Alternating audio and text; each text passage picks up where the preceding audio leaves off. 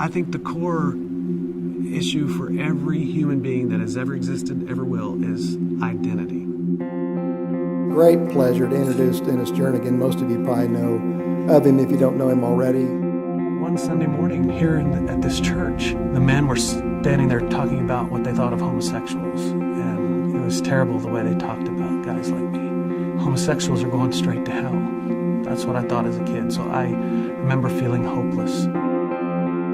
I'd spend hours, always 2 to 3 hours a day at the piano. It was a refuge for me. I didn't know he would be as successful as he is, but I always knew how good he was. Is it cool to have so many people singing your songs, wanting to sing your songs? It's overwhelming, it's humbling, it is totally cool. God's given Dennis a special gift. Some of his songs now are printed in hymnals that are used in churches around the world. His music goes places that nobody else's does. My whole soul and my own heart. I've only ever heard condemnation from the pulpit. People have been like, homosexuality is an abomination, but not saying that you can be set free.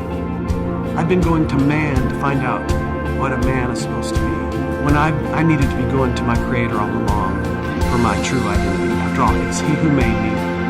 Stands to reason He should be the one telling me who I am. Some people might not like it, but he's chosen to share a message that with God nothing is impossible, that God has the ability to change and transform. I remember hoping somebody would tell me freedom was possible, so that's why I let my life be what it is.